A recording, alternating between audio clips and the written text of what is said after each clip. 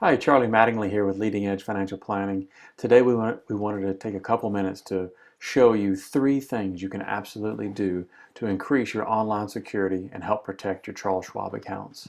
First thing is to use or strongly consider using LastPass Password Manager or something like it. There's others out there, but from what we've read and what we've been told, and we also use now LastPass, it works pretty well.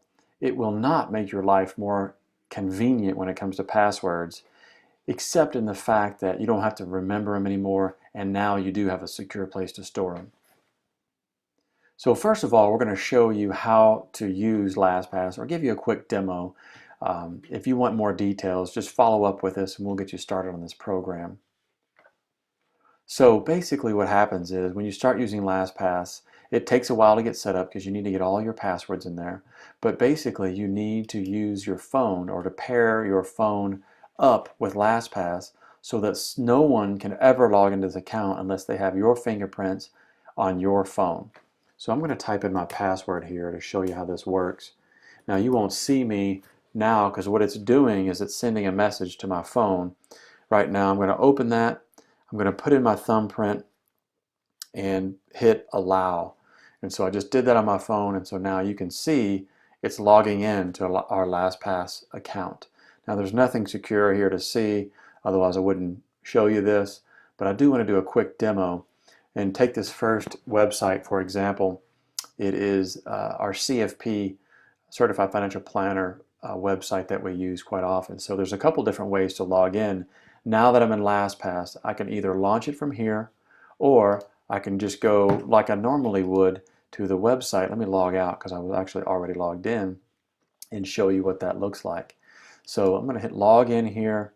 And now since I'm logged into LastPass, you can see right here there's three dots. I'm going to click there. It already knows my password. I don't ever want my computer to remember my passwords, especially if they're secure sites. That presents a risk. So we're going to hit login. And now I can tell you I don't remember off the top of my head what this password is, but if I wanted to see it, I could go to my vault and click on that and it would show that to me. That is a really quick demo on LastPass. There's a lot more to it. You can use it on your phone, share it with your spouse. Basically, it is a great way to keep all your passwords safe and secure. However, again, it's not really going to save you a lot of time in that you kind of have to log in there first and then go from there. So, but it is much more secure, and I wanted to share that with you.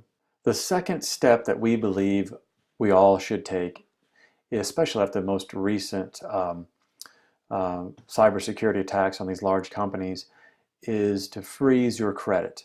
We've always talked to clients about having credit protection or credit monitoring.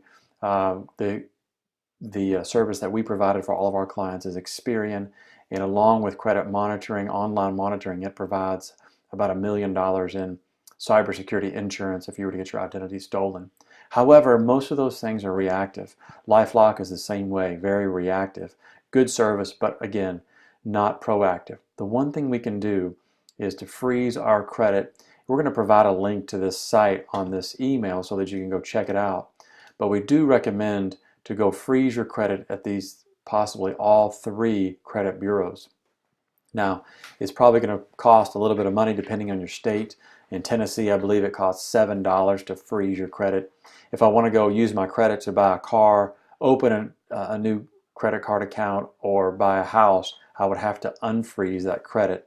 And they give you a code once you freeze your credit, and you'll need that code to unfreeze it. So again, not the most convenient thing there for us, but it absolutely is the most proactive thing to keep our personal private identity safe online. Finally, the third step is to call Charles Schwab, and we're going to pull a number up here for you in a second. In fact, there it is, the Schwab password reset number 1-800-780-2755. That's the one that I called, but there's two things that we can all do here to increase our security with our Charles Schwab accounts.